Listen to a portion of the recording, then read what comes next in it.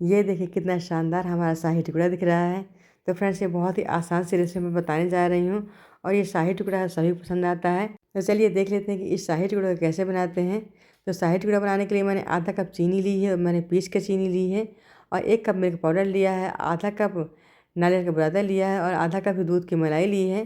तो दूध की मलाई की जगह आप कंडेंस मिल्क का भी इस्तेमाल कर सकते हैं। तो सभी चीज़ों को मैंने अच्छे से मिक्स कर लिया है और फ्रेंड्स, मैं ये स्टिंग रबड़ी बनाने वाली हूँ। अगर आपके पास समय हो तो आप दूध की रबड़ी बना सकते हैं।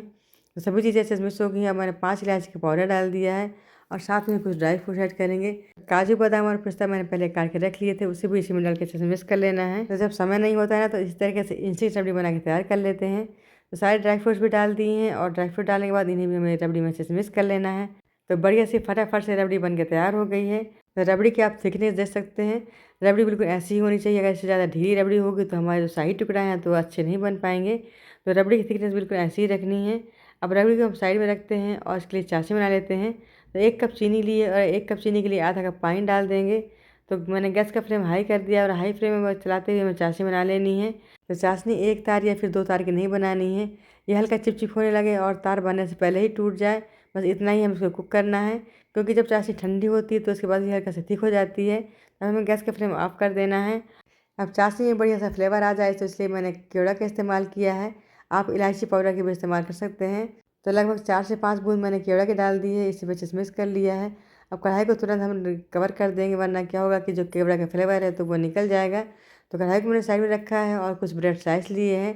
तो मैं यहाँ पर वाइट ब्रेड का इस्तेमाल कर रही हूँ, आप ब्राउन ब्रेड का भी इस्तेमाल कर सकते हैं। तो शाही टुकड़ा को बढ़िया सा शेप देने के लिए मैं ब्रेड को कट कर रही हूँ। तो मैंने एक छोटा सा गिलास लिया है, उसी गिलास से मैं सारी ब्रेड कट कर लूँगी। तो ये देखिए एक हमारी गोल ब्रेड बन गई है। अब दूसरी ब्रेड भी इसी तरीके से मैं आपको काट के दिखा देती हूँ। तो ये दूसरी वाली ब्रेड भी काट दी है। तो इसी तरीके से बाकी की सारी ब्रेड को काट लेंगे।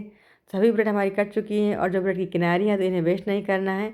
ब्रेड की किनारी को ग्राइंड करके इन्हें हम ब्रेड क्रम्स बना सकते हैं। तो अब मैंने ब्रेड का एक सिंगल पीस लिया है और जो मैंने रबड़ी बना के रखी थी, तो ब्रेड के बीचों बीच 1 चम्मच रबड़ी फिल करेंगे। तो रबड़ी किनारे ना जाने पाए, सिर्फ बीच में ही रहे, ऐसा ही हमें ध्यान रखना है। तो बिल्कुल बीच में मैंने रबड़ी को फिल कर दिया है और जो दूसरा ब्रेड का स्लाइस है तो उसे लेंगे। तो ब्रेड के किनारे में पानी लगा देना है जिससे ब्रेड अच्छे से चिपक जाए। तो ब्रेड के बीच में 1 चम्मच रबड़ी और ब्रेड के किनारे थोड़ा सा पानी लगा दिया है। तो पानी लगाने से क्या होता है कि ब्रेड अच्छे से चिपक जाती है और जब हम लोग इसे फ्राई करेंगे तो फ्राई करते समय खुलेगी नहीं।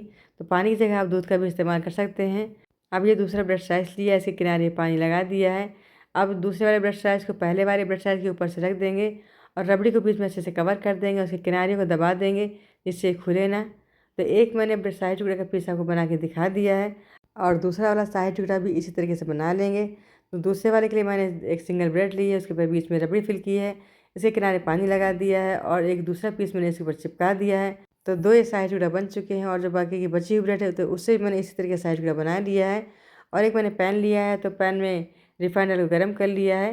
तो शाही टुकड़े को मैं शैलो फ्राई करने वाली हूँ, आप इसे डीप फ्राई भी कर सकते हैं। तो ऑयल अच्छे से गर्म हो चुका है और गैस का फ्लेम मीडियम टू लो रखेंगे और मीडियम फ्लेम में ही शाही टुकड़े हमें फ्राई कर लेना है। तो एक बार पैन में जितने शाही टुकड़े बन सकते हैं उतने डाल देना है। तो शाही टुकड़ा एक तरफ से अच्छे से फ्राई हो चुका है और इसको मैंने पलट दिया है और दूसरी तरफ से भी इसी तरीके से फ्राई कर लेंगे। तो फ्रेंड्स, अगर आपको शाही टुकड़े की रेसिपी ट्राई ज़रूर करें और कमेंट बॉक्स में लिख के एक प्यार सा कमेंट दे दें। तो 3 शाही टुकड़े हमारे अच्छे से फ्राई हो चुके हैं और पैन में जो जगह बची हुई थी उसमें हम दूसरा टुकड़ा डाल देंगे। तो शाही टुकड़े को एक चिमटे से पकड़ के निकालेंगे, उसके अच्छे से दबा देंगे जिससे जो इसका एक्स्ट्रा ऑयल है तो निकल जाएगा। तो फ्राई किए हुए टुकड़े मैंने निकाल लिए, इनका एक्सेस ऑयल भी निकाल दिया है और बाकी के बचे भी इसी तरह फ्राई कर लेंगे।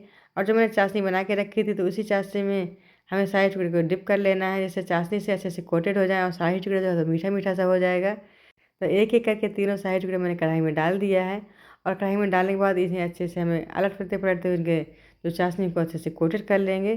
तो देखिए मैंने उसको पलट दिया है और जो शाही टुकड़ा है उसे चाशनी को भी अच्छे से एब्जॉर्ब कर लिया है और शाही टुकड़ा हल्के से सॉफ्ट भी हो गए हैं। तो सभी शाही टुकड़े को निकाल के प्लेट में रखेंगे। तो फ्रेंड्स, आप लोग इसी तरह के शाही टुकड़ा बनाएं और फैमिली के साथ एंजॉय करें।